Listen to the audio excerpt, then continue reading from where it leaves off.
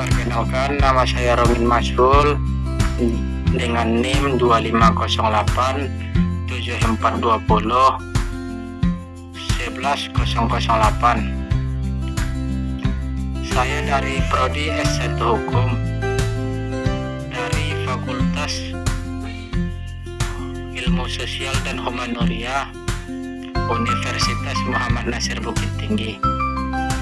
Baik, pada kesempatan kali ini saya akan memaparkan sebuah tema, yaitu pemikiran Muhammad Nasir terhadap bangsa dan umat serta relevansinya saat ini. Yang pertama, pendahuluan.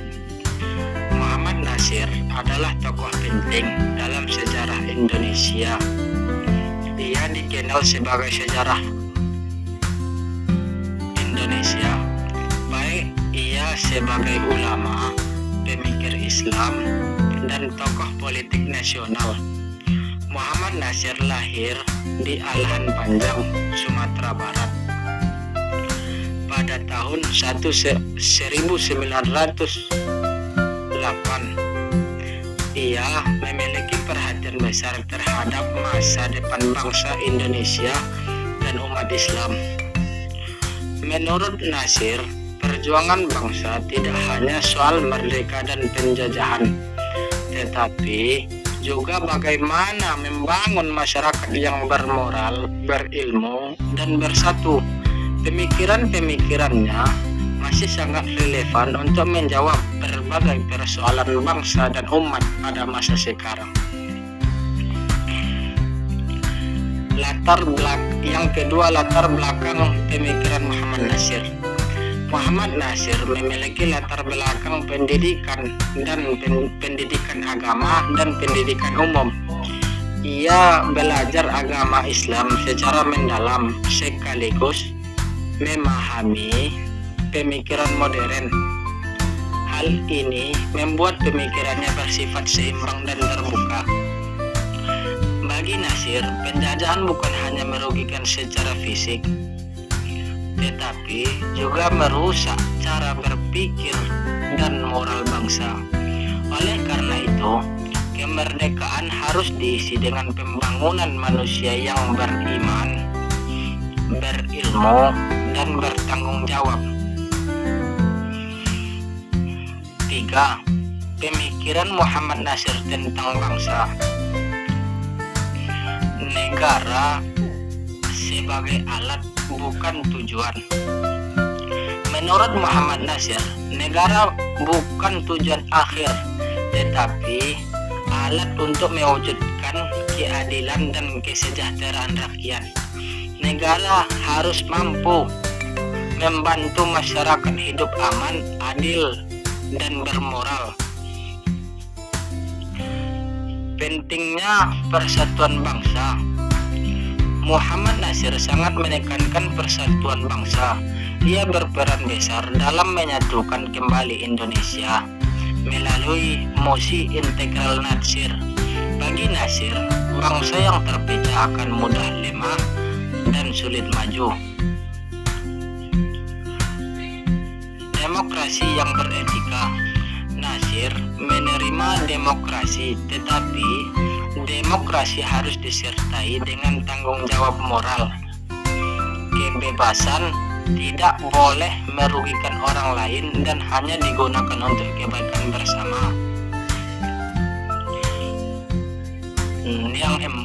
Nomor 4. Pemikiran Muhammad Nasir tentang umat Islam. Yang pertama, Islam sebagai pedoman hidup. Bagi Nasir, Islam bukan hanya soal ibadah, tetapi pedoman hidup dalam semua bidang. Umat Islam harus menjadikan ajaran Islam sebagai dasar dalam bersikap dan bertindak. Yang kedua, pendidikan sebagai kunci kemajuan. Muhammad Nasir sangat menekankan pentingnya pendidikan. Menurutnya, umat Islam tidak akan maju tanpa ilmu pengetahuan, baik ilmu agama maupun ilmu umum. Yang ketiga, persatuan dan ukhuwah. Nasir mengajarkan pentingnya persatuan di kalangan umat Islam. Perbedaan pendapat seharusnya tidak membuat umat terpecah dan saling bermusuhan. Yang kelima, relevansi pemikiran Muhammad Natsir tentang kondisi saat ini.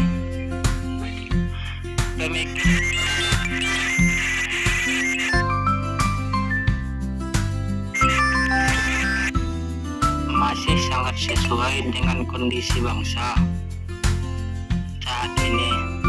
Masalah moral dan kejujuran, nilai moral yang ditekankan Natsir penting untuk mengatasi korupsi dan penyalahgunaan kekuasaan, perpecahan di masyarakat.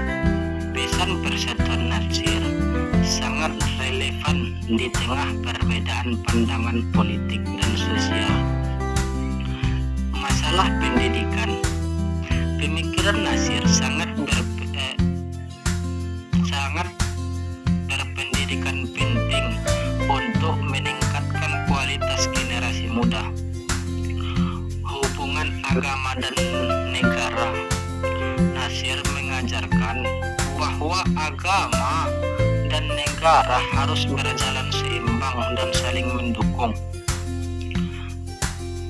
Yang keenam, Muhammad Natsir adalah tokoh yang memberikan contoh bahwa nilai agama dapat berjalan seiring dengan kehidupan berbangsa dan bernegara.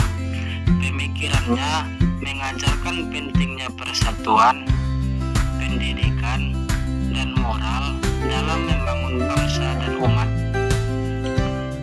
Oleh karena itu, pemikiran Muhammad Natsir masih sangat relevan dan layak dijadikan pedoman dalam menghadapi tantangan bangsa dan umat Indonesia saat ini.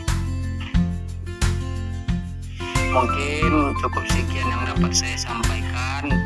Bila ada kesalahan, memang banyak kesalahan, maka harap dimaklumi karena manusia mempunyai sifat khilaf, salah dalam berbagai bidang, baik dalam kehidupan. Mungkin cukup sekian yang dapat saya sampaikan. Billahi taufiq wal hidayah. Assalamualaikum warahmatullahi wabarakatuh.